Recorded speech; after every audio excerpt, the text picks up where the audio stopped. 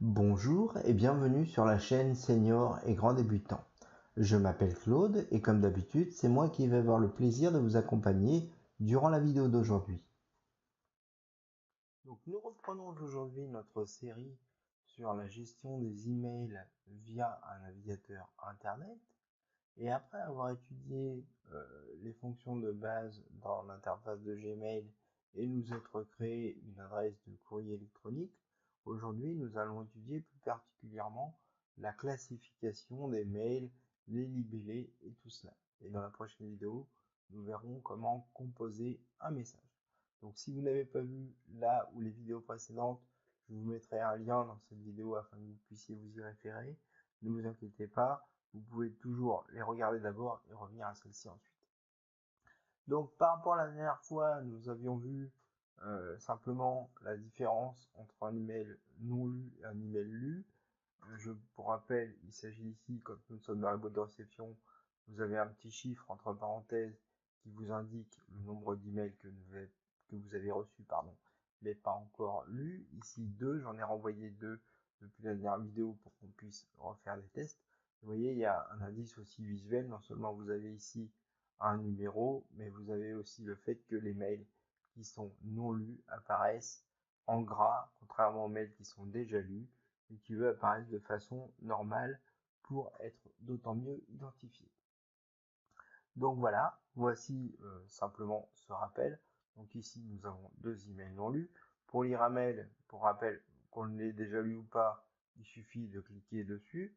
Vous avez ici un mail simple qui comprend ici le contenu du mail, le nom de l'expéditeur, son adresse email entre crochets, sachant que les crochets ne comptent pas dans l'adresse email elle-même, et ici le sujet du mail.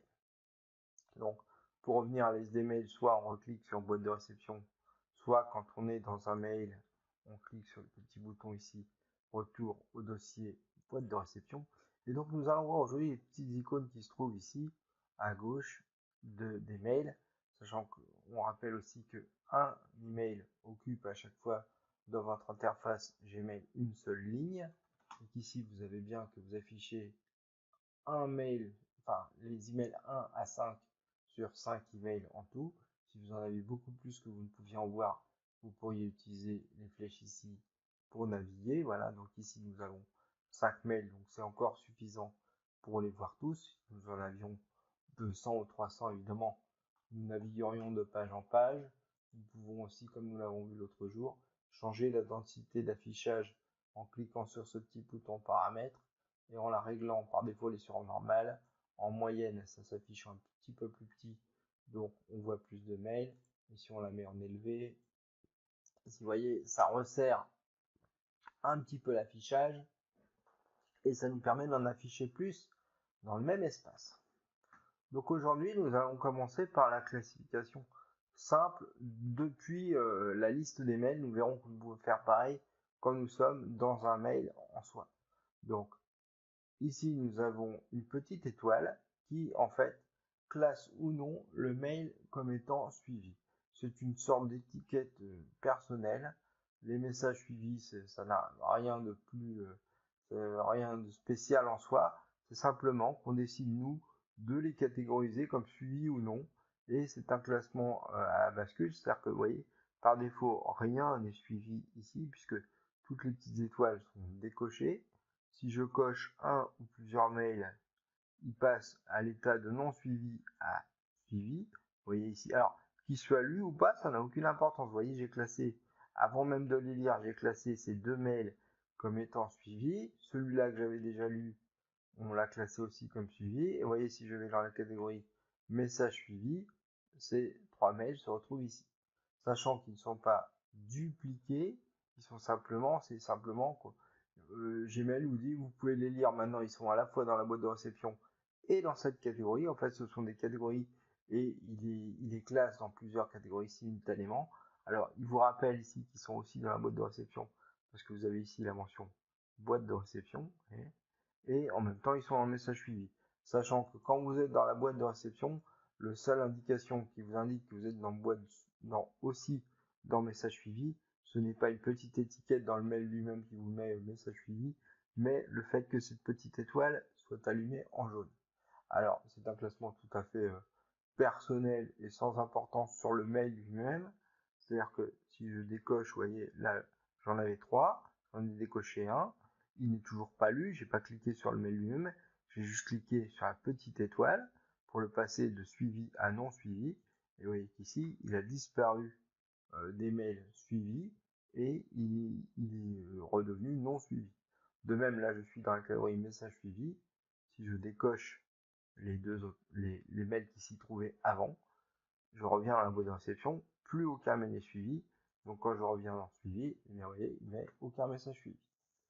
Vous voyez, il vous explique un petit peu à chaque fois. Les étoiles vous permettent d'attribuer un statut spécial afin de faciliter leur recherche pour activer le suivi message. Bon, c'est pas très utile, sachant qu'on peut chercher de toute façon dans les messages via le champ de recherche. On le verra dans une autre vidéo qui se trouve ici, et qu'on a beaucoup plus d'options ici que le mettre en suivi. C'est sympa, mais ça, très honnêtement, ça sert pas à grand chose. Par contre, nous allons voir un truc qui est pas mal, et qui est l'autre petite case qui se trouve à côté, sachant qu'un mail peut avoir les deux cases cochées ou non. Là, on l'a dit, c'est un classement manuel, c'est vous qui cochez ou décochez les cases. Jamais Gmail de lui-même ne vous classera un message comme étant suivi. C'est à vous de le classer manuellement. Ici, par contre, c'est l'étiquette important.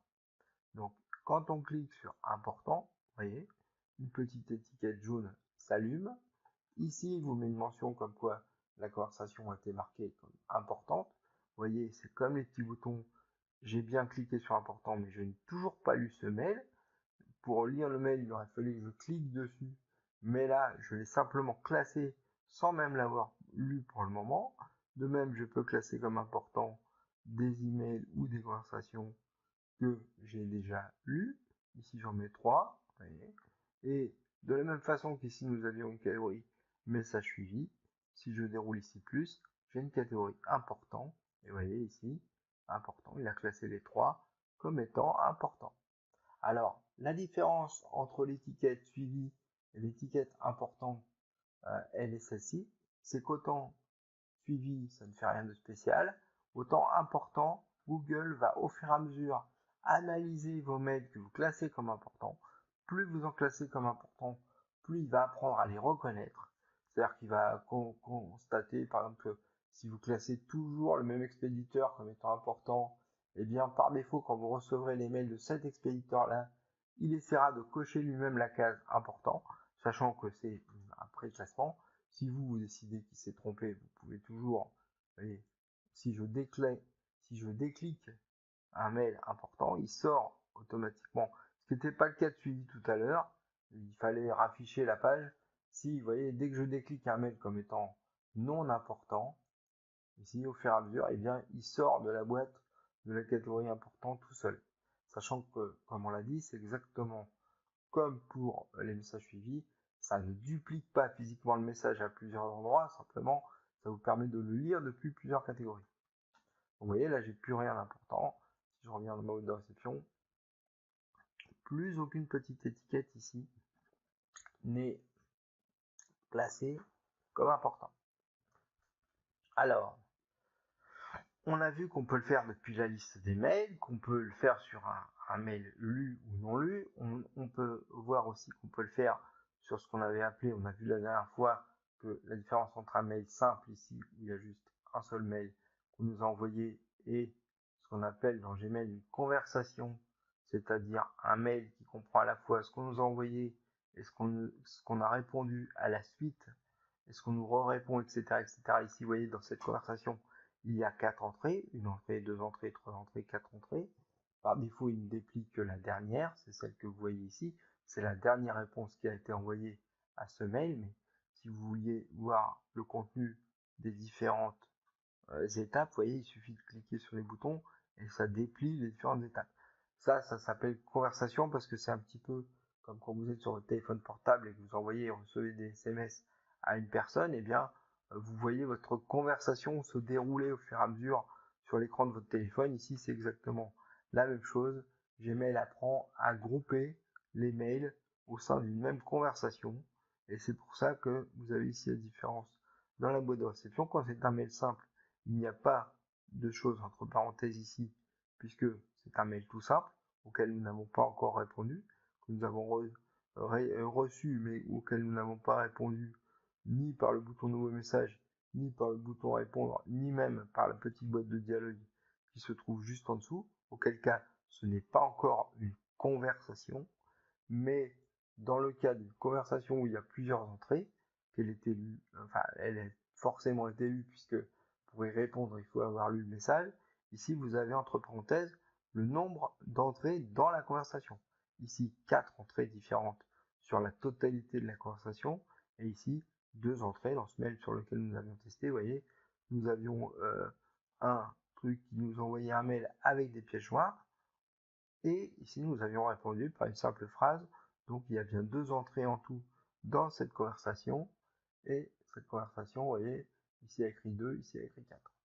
Quand vous n'avez pas de chiffre entre parenthèses, c'est simplement que c'est une réception simple et vous n'y avez pas encore répondu, donc il n'y a pas la petite boîte de dialogue en dessous, donc du coup c'est simplement, vous voyez ici c'est un email simple, ici c'est un email simple, et ici aussi, et quand vous avez des chiffres entre parenthèses, ça vous indique simplement la taille, on va dire, de la conversation totale. Donc voilà pour l'étiquetage, tout ça. Alors voyons, nous avons vu que nous pouvons le faire quand nous sommes dans la liste des mails. Et maintenant, nous allons voir, nous allons faire justement sur un nouveau mail. Donc je clique sur un nouveau mail. Vous voyez ici, comme d'habitude, ici j'ai le texte du sujet. Ici, vous voyez que c'est bizarre parce que il a classé, on peut faire un étiqueté important depuis la lecture du mail. On est en train de lire un mail, on s'aperçoit qu'il est important. On peut cliquer sur le petit bouton important et du coup, il nous la classe comme importante. On n'est pas obligé d'être dans la boîte de réception et d'avoir la liste des mails pour classer un mail comme important. On peut le faire, mais aussi on peut le faire en lisant le mail lui-même. Il nous dit bien qu'il reste toujours dans la boîte de réception, il est simplement attaché aussi à la catégorie importante. Et par défaut, ce qui est bizarre, c'est qu'il n'a pas mis les 2 icônes suivies important côte à côte. Vous voyez, autant l'icône important est là, autant l'icône suivi non suivi est ici. J'aurais pu les mettre côte à côte. Bon, après c'est une coquetterie, on va dire, le Gmail, il fait ce qu'il veut. Il a décidé de ne pas mettre les icônes côte à côte. Donc voilà. Ici, nous pouvons donc, en lisant le mail, le classer comme important. On pourrait le classer comme suivi aussi ou non suivi. Vous voyez, on est en train de le lire et en même temps, on coche les cases qu'on veut. Donc pendant que nous sommes dans la lecture du mail, nous allons maintenant étudier les boutons qui se trouvent en haut et qui apparaissent quand nous sommes à l'intérieur d'un email. Donc le premier bouton, c'est tout simple. C'est simplement un bouton qui permet de revenir. Ça a la même fonction qu'ici. Si vous faites ici retour vers la boîte de réception, vous voyez, vous revenez à la liste. Et si vous revenez dans votre mail, vous voyez, vous êtes ici, bon, ça. Que vous cliquez ici ou ici, ça a exactement la même fonction. Et je clique sur le bouton, je reviens à ma liste. Je suis dans mon mail, je clique ici, je reviens à ma liste. C'est pareil. Donc ce premier bouton, il est là pour faciliter. Soit vous pouvez passer par ici, soit par le bouton lui-même. Ça n'a aucune espèce d'importance. Ensuite, le bouton archiver. Alors, ça ne crée pas par défaut une catégorie archive. C'est un petit peu un faux ami. On pourrait penser qu'effectivement, quand on archive un mail, de la même façon que Gmail avait créé des catégories ici, il va créer une catégorie archive et il va les mettre dedans. Or, c'est pas le cas. Quand on clique sur le bouton archive, ce qu'on va faire tout de suite, voilà. Ce qui se passe, c'est qu'il sort de la boîte de réception. Vous voyez, il n'y est plus, le mail qu'on vient d'archiver. Et il apparaît dans tous les messages. Mais comme son nom l'indique, tous les messages, ça regroupe tous les messages, quelle que soit leur catégorie. Alors, vous voyez, vous avez à la fois ceux qui sont encore dans la boîte de réception, celui que vous venez d'archiver, qui n'y est plus. C'est pour ça qu'ici, vous n'avez plus la petite étiquette boîte de réception. Et c'est ça qui est un petit peu, qui peut être perturbant. Parce qu'en fait, il le déplace simplement d'archiver à tout, enfin, quand vous cliquez sur archiver, il le déplace simplement de la boîte de réception. Là, pour le coup, il le déplace physiquement de la boîte de réception à tous les messages. Mais en même temps, dans tous les messages, vous avez tous les messages, quelle que soit leur catégorie. Donc, c'est un peu perturbant. C'est pour ça que je ne vous conseille pas d'utiliser ce bouton archiver qui en fait ne sert à rien sinon à virer le bouton, le mail de la boîte de réception et à le mettre dans la catégorie tous les messages. C'est un petit peu débile. Je vois pas tellement. Ça fait des années que j'utilise Gmail et que je cherche à quoi ça pourrait bien être utile. Et pour l'instant, je n'ai pas encore trouvé. Donc, vous voyez que là, si on voulait remettre la boîte de réception, il suffit de recliquer ici. Et vous voyez, vous auriez automatiquement, vu qu'il est dans la catégorie archives, donc tous les messages, vous avez ici un bouton ici, placé dans la boîte de réception, et hop, du coup, il revient dans la boîte de réception. Et il est aussi dans tous les messages. C'est le problème, il reste là où il est, en même temps, il revient dans la boîte de réception. Donc, le bouton archivé. Pas grande utilité. Ensuite, le bouton spam. Alors ça, c'est un bouton très important. Et on verra, on consacrera des vidéos entières au spam. Vous avez sûrement déjà entendu ce terme, peut-être d'autres termes synonymes. Un spam, en fait, en français, ça s'appelle un courrier indésirable. C'est-à-dire, c'est un courrier qui a deux fonctions essentielles. Soit c'est un courrier simple que vous n'avez pas sollicité et que vous considérez comme étant indésirable, soit ça peut être une publicité simplement, ou encore, et c'est pire, et c'est pour ça qu'on fera une vidéo dessus, un courrier qui tente de vous hameçonner, c'est-à-dire de vous faire croire qu'il n'est pas ce qu'il est. Ça peut être un courrier qui se fait passer soit pour votre caisse de retraite, votre fournisseur d'accès Internet, etc., etc. Ce sont des courriers extrêmement dangereux et le simple classement en spam est déjà bien, mais ne suffit pas. C'est pour ça que là, sachez que c'est simplement un bouton qui permettrait de dire ce courrier-là, je le considère comme étant un indésirable. C'est là aussi une petite erreur de traduction de Google. En fait, il aurait fallu ici que la catégorie spam soit traduite et s'appelle indésirable. Donc c'est pour ça que des fois, quand on vous envoie un email et vous dit si vous l'avez pas reçu, pensez à vérifier votre dossier spam. En fait, ça revient soit si vous aviez un dossier qui s'appelle spam, à vérifier que l'email que vous envoyez n'est pas tombé dedans par hasard. Et si vous avez un dossier, il y a des fois des logiciels qui eux nomment le dossier indésirable. C'est la même chose. Un spam ou un courrier indésirable, ou encore, comme on l'a vu, un email, ça peut s'appeler aussi un courriel. Donc un spam, il y a une analogie, on va dire, au niveau du vocabulaire, on peut appeler ça aussi un pourriel, comme un courrier pourri. Donc un spam, un pourriel ou un courrier indésirable, c'est la même chose.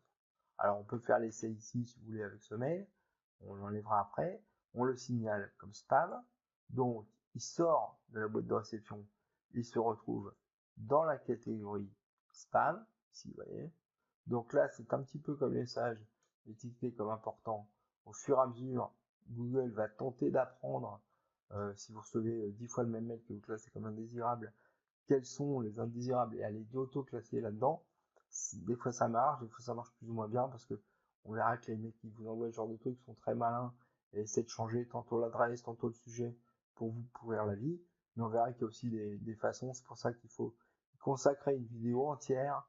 Il y a plein de façons de se protéger ou au moins d'en éviter un maximum. Ouais.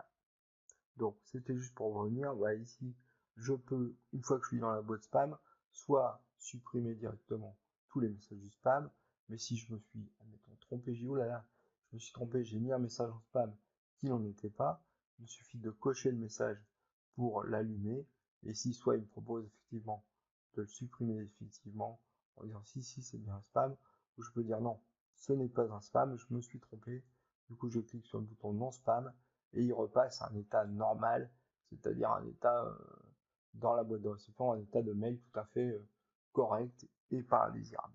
Donc vous voyez, le bouton spam, on y reviendra, on fera une vidéo entière là-dessus, parce que c'est très important.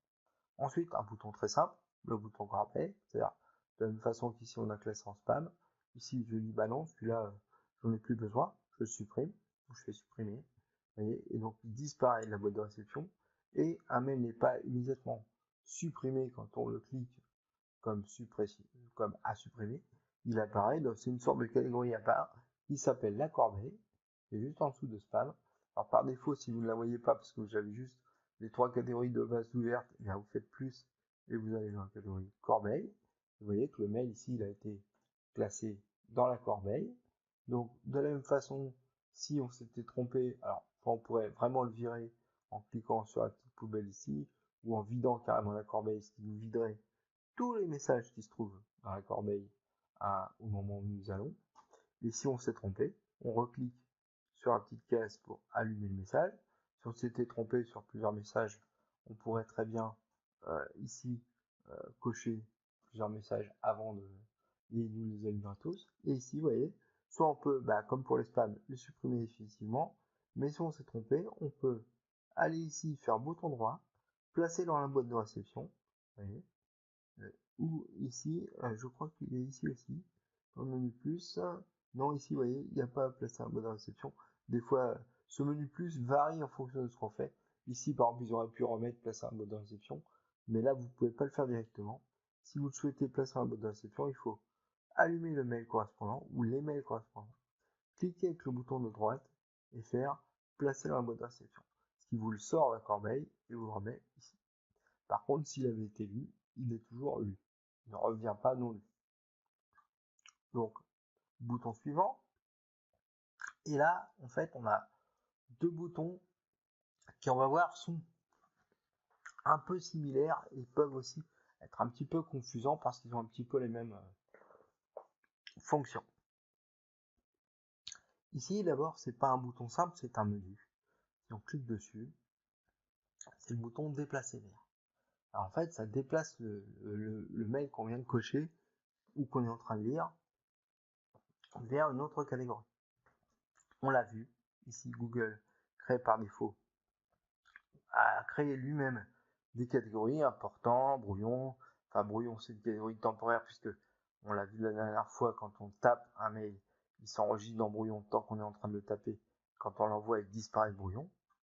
Donc Gmail a quand même créé toutes ces catégories là par défaut, et en fait ici on peut dire ce mail là, je vais le déplacer, admettons, dans la catégorie réseaux sociaux, et vous voyez, paf, il nous dit la conversation a été placée dans le dossier réseaux sociaux.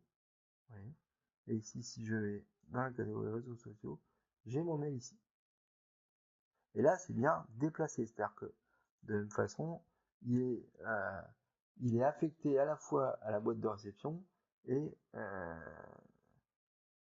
dans la catégorie ici réseaux sociaux.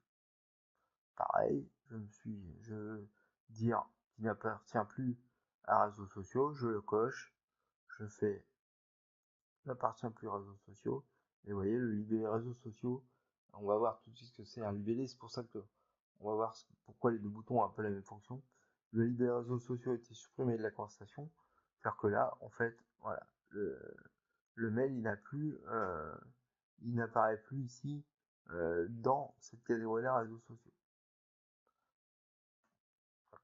Donc, reprenons maintenant notre mail. Voilà, on en prend un autre, admettons, non. Alors, vous voyez, là, il y a des petites bizarreries parce que, vous voyez, il était dans les réseaux sociaux. J'ai dit qu'il n'appartenait plus aux réseaux sociaux, il ne me le remet pas dans la boîte de réception. Par contre, il est toujours dans tous les messages. Il est ici. Alors, il l'a supprimé, en fait, de toutes les catégories. Non seulement, quand je l'avais déplacé dans les réseaux sociaux, il l'avait supprimé de la boîte de réception, mais comme après, je lui ai désaffecté la catégorie réseaux sociaux, du coup, il n'apparaît plus ni dans les réseaux sociaux, ni dans la boîte de réception. Par contre, il est toujours, il sera tout le temps dans tous les messages. Donc, si je veux le remettre, c'est pour ça que c'est un petit peu confusant. Si je veux le remettre, ce mail-là, dans la boîte de réception, je dois le cliquer et refaire ici, placer dans la boîte de réception. Sachant que par défaut, quand je l'ai déplacé la première fois vers le réseau social, il l'a supprimé de la boîte de réception. Enfin, il l'a déplacé physiquement de la boîte de réception à la catégorie réseaux sociaux. Et quand après, j'ai supprimé, j'ai dit il n'appartient plus à la catégorie réseaux sociaux, du coup, il n'appartenait plus ni à la boîte de réception, ni à la boîte de réseaux sociaux, mais il était toujours dans tous les messages. Je suis désolé, c'est un petit peu confusant, mais malheureusement, c'est comme ça. Il faut l'apprendre une fois. Au fur et à mesure que vous le pratiquerez, vous verrez que ça va rentrer tout seul. Ne vous paniquez pas si vous n'avez pas tout compris là maintenant sur juste cette phase-là. On y reviendra tellement souvent que ça finira par venir. Et n'hésitez pas surtout, comme on l'a dit dans les vidéos précédentes, si vous avez la moindre question, n'hésitez pas à faire des commentaires en bas de la vidéo, poser vos questions, etc. Demandez des précisions, je suis là pour ça. Donc reprenons maintenant notre mail. Nous reprenons toujours le même, hein, comme ça nous voyons les différents boutons. C'est tous les mêmes sur tous les mails. Donc on reprend toujours le même, comme ça on a vu archiver, signaler comme spam, supprimer et là déplacer vers. Donc on a vu que là déplacer vers, effectivement, ça déplace vers une catégorie et une à la fois. Ça le vire de la boîte de réception, ça le met dans la catégorie. Et quand on enlève, en fait, ça l'étiquette comme faisant partie d'une de ces catégories-là. Et si malheureusement après on enlève l'étiquette parce qu'on dit non, finalement il ne fait plus partie de cette catégorie-là, eh bien il ne revient pas systématiquement dans la boîte de réception. C'est ça qui est un petit peu perturbant. Vous voyez que par défaut, on peut le déplacer vers toutes les catégories qui existent déjà et on peut créer soi-même son libellé et le déplacer vers. Et ça, pareil, les libellés, on y consacrera des petites vidéos. Aujourd'hui, on va survoler, mais on y consacrera des vidéos plus importantes puisque ça permet après des choses assez intéressantes. Donc voilà, là on l'a déplacé, on le déplace dans une seule catégorie à la fois. Et ici le bouton d'à côté, bah là c'est ce qui concerne les libellés. C'est un petit peu le même menu, vous voyez, sauf que là on a des cases à cocher et on peut attribuer un libellé, c'est-à-dire sans le déplacer, on peut le dupliquer dans plusieurs catégories en même temps. Si on pouvait dire que par exemple là il est dans la boîte de réception, donc on ne peut pas le dupliquer sur lui-même, mais on pourrait dire ce mail-là, on va à la fois l'affecter à la catégorie au libellé réseaux sociaux, au libellé promotion, au libellé notification. Voyez, on en coche 3, il y en a 4 par défaut. On fait appliquer. Voyez. Là, il vous dit la conversation est ajoutée à réseaux sociaux, promotion et notification. Et donc, si je reviens dans mes catégories ici, vous voyez, soit je vais dans la boîte de réception, ici, il nous affiche par défaut que réseaux sociaux et promotion, mais ici, si je clique sur le petit plus, je pourrais aussi affecter l'autre libellé qui est notification. Je vais enregistrer. Vous voyez, il va afficher ma page. Et vous voyez, comme j'ai affecté ce mail, et là, pour le coup, vous voyez, il ne disparaît pas de la boîte de réception. J'ai affecté ce mail à plusieurs catégories. Il est à la fois dans la boîte de réception, mais aussi, comme je l'ai affecté à la catégorie réseau social, il se retrouve ici aussi. À la catégorie promotion, il se retrouve ici, là. Simplement, c'est une étiquette. Il nous dit simplement que ce mail, il est dans toutes ces catégories à la fois. Et il me suffit de l'enlever, soit en recliquant dessus, en allant sur le bouton libellé. Vous voyez, je vois à quoi il a été affecté. Je peux décocher des cases. Donc, et je fais appliquer. Et vous voyez, là, quand je reviens dans ma boîte de réception, il est toujours dans le mode de réception, mais il n'est plus affecté aux réseaux sociaux, il n'est plus affecté à la promotion, et il n'est plus affecté à la notification. Voilà. Donc, c'est ça, en fait, le bouton d'étiquetage. C'est un petit peu la même fonction, puisque vous voyez qu'en dessous, quand on reclique dessus, le menu, après, on peut créer des libellés nous-mêmes, etc. Ça, je vous dis, les libellés, on verra pas ça aujourd'hui. On verra ça plus tard. Ça va nous permettre plus tard de vraiment créer nous-mêmes nos propres catégories, classer les mails dedans. Donc, ne vous inquiétez pas pour ça, on les verra plus tard. Et enfin, le bouton plus, qui est comme on l'a dit tout à l'heure, un petit peu contextuel, il dépend de là où on est, et ce qu'on fait. Et là, le bouton plus, il va nous proposer d'autres fonctions qui ne sont pas par défaut affichées par des icônes ici. Donc là, on pourrait le marquer comme non lu. Donc c'est-à-dire qu'on pourrait dire, ce mail, je veux le reconsidérer comme étant nouveau. Donc il a été lu, mais je pourrais le remarquer comme non lu. Auquel cas, il apparaîtrait en gras. Je peux le marquer comme important, ce qui revient exactement au même que de cliquer sur ce petit bouton. Je peux l'ajouter à task. Alors, je peux en faire une tâche. Gmail inclut un gestionnaire de tâches, mais c'est pas très intéressant. C'est juste une liste de tâches que vous pourriez faire comme sur un petit papier et les rayer au fur et à mesure que vous les avez affectées. Comme il est suivi, vous voyez, automatiquement, il me met désactiver le suivi. Et vous voyez, ça a décoché la petite étoile. Et du fait que là, il est plus suivi, eh bien, je pourrais réactiver le suivi.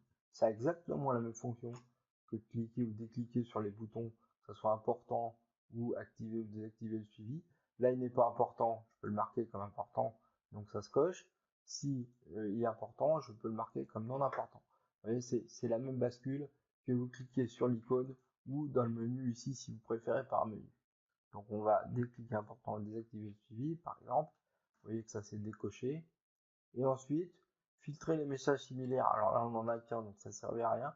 Mais ça permet aussi à Google d'apprendre un petit peu à grouper les messages qu'ils considèrent comme étant similaires. Et ignorer la conversation. Alors là, c'est pareil, je vous déconseille ce truc-là parce que ignorer la conversation, ça la cache simplement.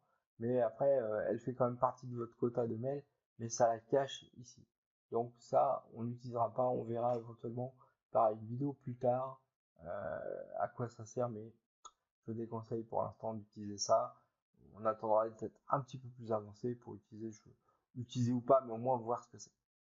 Donc, il nous reste une dernière chose à voir. On a vu les boutons ici qui apparaissent dans les mails, sachant que quand nous sommes sur une liste, nous avons aussi un menu plus ici qui, vous voyez, permet de tout marquer comme lu, ou si on sélectionnait des messages, de faire des choses. Vous voyez, les boutons réapparaissent ici. On pourrait réarchiver automatiquement tous les messages qu'on aurait cochés, tout signaler comme spam si on avait coché plusieurs. Là, on l'avait fait message par message, mais vous voyez, on peut le faire depuis la liste de réception, les mettre à la poubelle, les déplacer, leur affecter à libellé, etc., etc. Ce qu'on a fait sur un mail unique, on pourrait le faire sur une liste de mails si on en cochait plusieurs. Vous voyez. Ici, si j'en coche plusieurs, si je faisais archiver, ils se retrouveraient tous dans une catégorie qui sont déjà, c'est-à-dire, ils sortiraient de là, ils iraient dans la catégorie tous les messages. C'est pour ça que je vous dis que le bouton archiver, ça sert à rien. Là, on pourrait tous les signaler comme spam, tous ceux qui sont cochés, ça peut être pratique. Ici, tous les supprimer, et ici, tous les déplacer d'un coup vers une autre catégorie. Et ici, on verra, comme on a dit, les lister plus tard, on pourrait leur affecter de nouvelles catégories ici à tous ces messages. Donc, je vais les décocher. Vous voyez, pour décocher tous les messages, soit je les décoche à la main, soit je vais ici et je fais sélectionner aucun et tout se décoche. Alors voilà, on a vu l'autre jour qu'on avait des mails ce qu'on appelle, on a toujours vu pour l'instant des mails en texte pur, c'est-à-dire juste un texte. Vous voyez, il n'y a aucun style, pas de mise en forme. Le contenu du mail, c'est juste un texte. Et maintenant, j'ai fait exprès, le dernier mail qu'on va étudier aujourd'hui, c'est un mail, ce qu'on appelle rédigé en HTML. C'est-à-dire, vous voyez, ce mail-là, quand je l'ouvre, il a une mise en forme. Contrairement au mail précédent, c'est ce que j'ai mis dans le corps du mail. Vous voyez, alors par contre, c'est toujours pareil. Hein. On a le sujet, on a là où il se trouve, on a le nom de l'expéditeur, l'adresse de l'expéditeur, à qui il a été envoyé. Et ici, dans le contenu, par contre, vous voyez, le contenu est beaucoup plus, on va dire, mise en forme que dans le mail précédent. C'est-à-dire que là, on a carrément des polices. On a écrit en fait le mail comme si on avait un petit peu créé une page internet. C'est pour ça qu'on appelle ça un mail HTML. C'est-à-dire que le HTML, on verra pas ça, hein, mais à moins que vous vouliez qu'on fasse des vidéos dessus, c'est un langage qui permet par défaut de créer des sites internet et donc des pages internet. Et depuis quelques années, il permet aussi de rédiger les mails, c'est-à-dire de les mettre en forme. Donc vous voyez, on peut mettre des listes à puces, placer des liens vers des choses. Ici, c'est vers le lien vers la chaîne. Intégrer des images directement, au lieu de les mettre en pièce jointe, les intégrer directement dans le mail. Vous voyez, cette image-là, elle est placée, elle n'est pas agrafée au mail comme on l'avait vu l'autre jour avec le trombone, mais elle est directement dans le mail. Alors, ça peut sembler tentant de rédiger ces mails comme ça, puisque on est un petit peu comme dans un traitement de texte. Simplement, il faut savoir qu'il y a des gens qui disent qu'ils ne veulent pas recevoir des mails en HTML. On peut le choisir. On peut dire, bah non, moi je ne veux recevoir que les mails qui sont rédigés en texte pur. Et par défaut, un mail, si on vous envoie un mail en HTML, si vous aviez précisé que vous ne vouliez que des mails en texte pur, il ne s'affichera pas et ça vous mettra un lien. Si vous ne pouvez pas voir ce mail, cliquez ici. Voilà. Bon, pourquoi moi par défaut je conseille si on peut ne pas recevoir les mails en HTML, c'est parce que justement beaucoup de sociétés publicitaires ou sociétés d'hameçonnage, parce que vous voyez là j'ai mis placer des liens vers les sites, vous voyez j'ai pas mis directement vers où elle est le lien. Quand je passe ma souris dessus, c'est assez difficile à voir, mais en bas de la fenêtre, vous voyez ici, ça disparaît tout seul. Vous voyez en bas de la fenêtre sous la photo où va aller le lien, et c'est comme ça que se servent les fameux hameçonneurs, les fameux escrocs, il vous rédige des mails en HTML qui ont l'air d'émaner de votre banque ou de votre fournisseur d'accès Internet ou de la sécurité sociale ou quoi que ce soit. Alors, ils mettent les bons logos. Alors, des fois, ça se repère parce qu'ils font 3 fautes d'orthographe par mot. Mais en fait, ils vous placent des liens vers des sites d'escrocs où ils vous demandent vos coordonnées bancaires et tout ça. Donc, ne cliquez jamais. On y reviendra dans la vidéo sur les spams. Mais par défaut, si vous avez des liens dans les emails, ne cliquez pas dessus, à moins d'être sûr, mais à 3 millions de pourcents et encore, que vous savez où vous allez. Ne cliquez jamais, jamais, jamais dans un lien sur un email. Vous voyez, là, on a exactement les mêmes fonctions que le mail soit rédigé en HTML ou soit rédigé en texte pur, c'est pareil. On peut l'archiver, le signaler comme spam, le supprimer, le déplacer, etc., etc. C'était simplement pour vous montrer les deux types de mails qui existent, soit un mail en texte pur, comme on a eu jusqu'à présent, vous voyez, un mail en texte pur comme ça, où il y a juste du texte, ou si on voulait mettre des images, ben, elles seraient attachées au mail et non pas directement dans le mail, elles seraient en pièce jointe, et un mail en HTML, c'est-à-dire un mail rédigé comme une page, avec des styles, des couleurs, des machins. On peut aller beaucoup plus loin. Hein. J'ai fait un mail un petit peu simple, juste pour montrer un petit peu les options, mais sachez que ce genre de mail est très très souvent utilisé par des escrocs et que faut s'en méfier comme de la peste. Voilà. Donc on y reviendra. Ceci va conclure notre vidéo d'aujourd'hui. On a déjà vu beaucoup de choses. On n'est pas encore au bout. La prochaine fois, on étudiera plus spécifiquement justement comment on compose les mails, etc. Et puis après, on fera des vidéos justement sur les spams, sur tout ça, sur le filtrage des emails, sur tout ce qu'on peut faire en plus. Vous voyez, on n'est pas encore au bout de notre vidéo Gmail, enfin de notre série Gmail, puisqu'on peut faire plein de choses. J'espère que ça vous sert à chaque fois. Et surtout, je le redis encore une fois, n'hésitez jamais. Posez vos questions, mettez les commentaires, vos remarques, vos critiques. Je suis là. Ces vidéos sont faites pour vous aider. J'espère qu'elles vous aident. Et donc, si c'est le cas, tant mieux. Si c'est pas le cas, n'hésitez pas à me dire en quoi je peux les changer. Voilà, j'espère que vous aurez trouvé de l'intérêt à avoir visionné cette vidéo. Et en attendant la prochaine, je vous rappelle que vous pouvez toujours mettre des commentaires en bas de celle-ci, me signaler votre approbation en cliquant sur le petit pouce en l'air ou envoyer des propositions de sujets à l'adresse email suivante proposition au singulier, point sujet au singulier, @gmail.com.